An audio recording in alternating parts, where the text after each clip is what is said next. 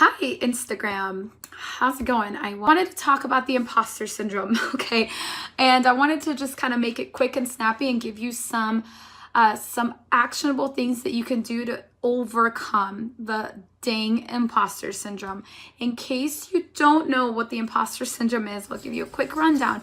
It's basically the feeling that you're not qualified, that you're not good enough to do whatever it is you're doing, whether that is usually it takes the form of not putting stuff out there, of not getting visible, not charging your worth, or feeling any type of weirdness and guilt when you do want to charge your worth, so to speak. And that's like a loose term when we say charge your worth, because it's not about, I mean, how can you put worth on a freaking human being? I mean, there's no dollar amount, right?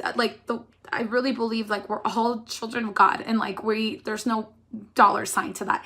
But what I mean is, a lot of times we do have really amazing expertise and talents that can command premium prices, but we are too afraid. We're too afraid to really charge what we want to charge online, because we are afraid that we're not going to be good enough, or that people won't pay, or that we're scamming them, or whatever it is. It's a problem for most people. It really is, and I think it's something that most people don't want to admit to. No one else is responsible for making you feel any certain way.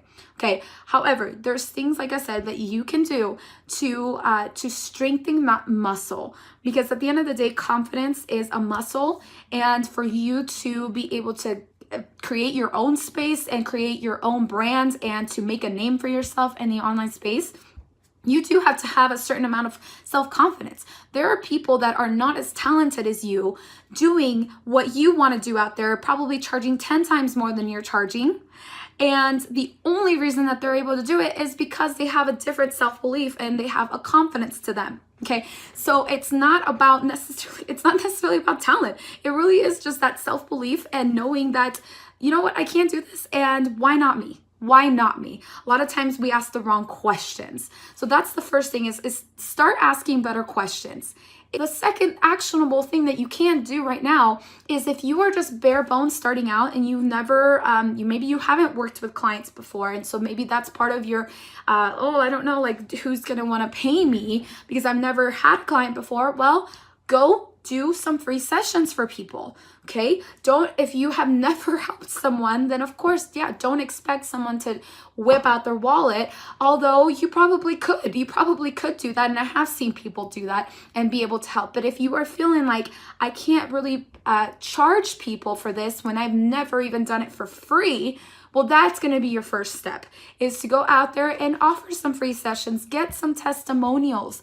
Every business needs some social proof. I will say that no matter where you're at in business, you want to have social proof. I'll say that.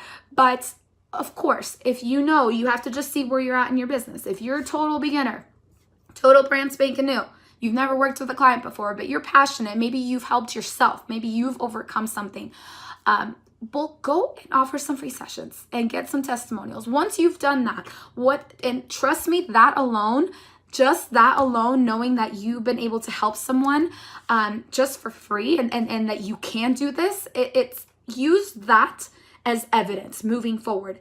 Clear evidence that you are qualified to do this and that you can help people to have their own breakthroughs and their own transformations. So your only job is to understand the power of what you're offering.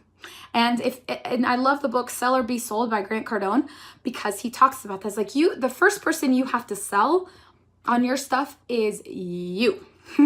You can't sell anything until you sell yourself. Okay. So that's what I want to leave with you, is if you have been struggling with that, or if that's really holding you back from your potential, from what you really want to do, please get sold on what you're doing. Get really sold on what you're doing. Why? Just thinking of, why is what you do or what you have so freaking amazing? Like, and there's a reason that you're probably sold on whatever it is you're doing or offering, right? And a lot of times we get all in our heads about it. So, all right. Thank you all for joining me, and I will talk to y'all later.